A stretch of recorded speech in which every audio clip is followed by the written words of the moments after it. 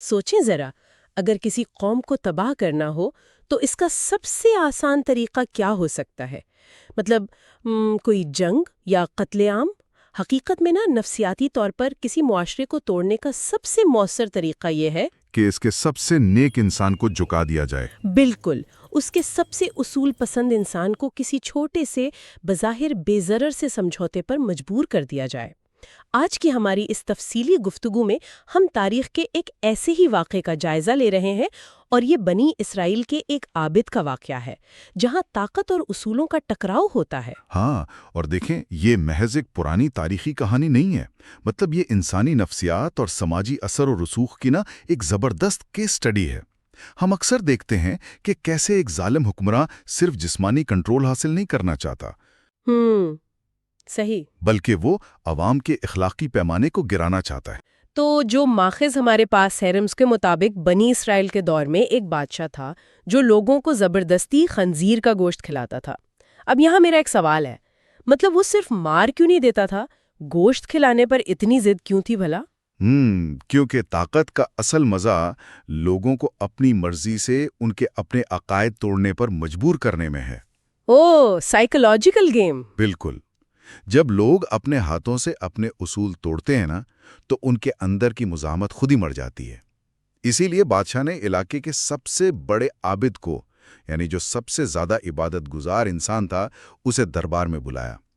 بادشاہ جانتا تھا کہ اگر یہ شخص جھک گیا تو عام عوام بھی ہار مان لے گی، جن کے دنوں میں پہلے ہی خوف ہے۔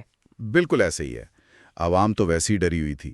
لیکن کہانی میں وہ جو ہمدرد سپاہی ہے وہ ایک بہت دلچسپ عنصر لے کر آتا ہے۔ مطلب وہ عابد کو آج کے دور کا ایک ٹیکنیکل لوپ ہول پیش کرتا ہے۔ ہاں، وہ سپاہی جس کے دل میں تھوڑا ایمان باقی تھا۔ جی، وہ چھپکے سے کہتا ہے کہ آپ بکری کا بچہ ذبح کر کے مجھے دیں، میں دربار میں خنزیر کی جگہ چھپکے سے وہ رکھ دوں گا۔ تو بظاہر تو یہ ایک بہترین حل تھا مطلب اصول بھی محفوظ رہ گئے اور جان بھی بچ گئی۔ اچھا، بظاہر ایسا ہی لگتا ہے، اور عابد نے بھی شروع میں اس بات پر غور کیا، بکری کا گوشت دے بھی دیا، لیکن پھر جب بھرا ہوا دربار لگا، موت کسی خاموشی چھائی ہوئی تھی دربار میں، اور بادشاہ نے پورے غرور سے وہ گوشت کھانے کا حکم دیا، تو عابد نے دو ٹوک انکار کر دیا، حالانکہ انہیں پتا تھا کہ یہ گوشت حلال ہے۔ اچھا، یہاں مجھے ایک الجھن ہو رہی ہے۔ میں سوچ رہی تھی کہ مذہبی طور پر تو اگر جان پر بن آئے تو مجبوری کی حالت میں حرام کھانا بھی جائز ہو جاتا ہے، اور یہ تو تھا بھی حلال، بکری کا گوشت۔ تو کیا یہ ان کی طرف سے ایک ضد نہیں تھی؟ مطلب خواہ مخواہ انہوں نے اپنی جان کیوں گنوائی؟ دیکھیں، یہی وہ مقام ہے جہاں ایک عام انسان اور ایک بصیرت والے انسان کا فرق واضح ہوتا ہے۔ اچھا، ارے واہ! اگر وہ گوشت کھا لیتے تو وہاں موجود عوام اور آنے والی نسلوں کو تو یہی لگتا کہ یہ خنزیر کا گوشت ہے۔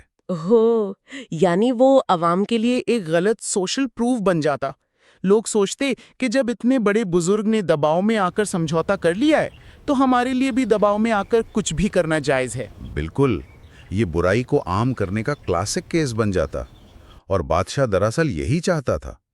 عابد کی جان بچانے کی قیمت پوری قوم کی گمراہی کی صورت میں نکلتی۔ صحیح۔ انہوں نے محسوس کر لیا تھا کہ اس وقت ان کا یہ عمل ان کی ذات تک محدود نہیں ہے، بلکہ وہ پوری امت کے لیے ایک دلیل بننے جا رہا ہے۔ اس ساری صورتحال کو دیکھ کر اندازہ ہوتا ہے کہ سچا ایمان صرف اپنی ذات کے خول میں بند رہنے یا محض جان بچانے کا نام نہیں ہے۔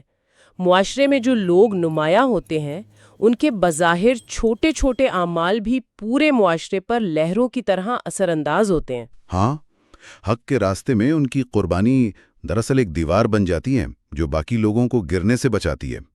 یہ واقعہ ہمیں یہ سمجھاتا ہے کہ طاقتور نظام ہمیشہ براہ راست حملہ نہیں کرتے۔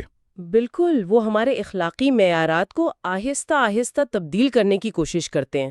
صحیح کہا، عابد نے اپنی جان دے کر اس اخلاقی معیار کو گرنے سے روکا۔ اور یہی بات آج کے دور میں بھی اتنی ہی اہم ہے۔ ہم اپنی روزمرہ کی زندگی میں جو چھوٹے موٹے کمپرومائزز کرتے ہیں اور سوچتے ہیں کہ اس سے کسی کا کیا نقصان ہوگا، تو حقیقت میں ہم ایک خاموش مثال قائم کر رہے ہوتے ہیں۔ بالکل، یہ ایک ایسا سوال ہے جو ہم سب کو سوچنا چاہیے۔ کیا ہمارے بظاہر بے ضرر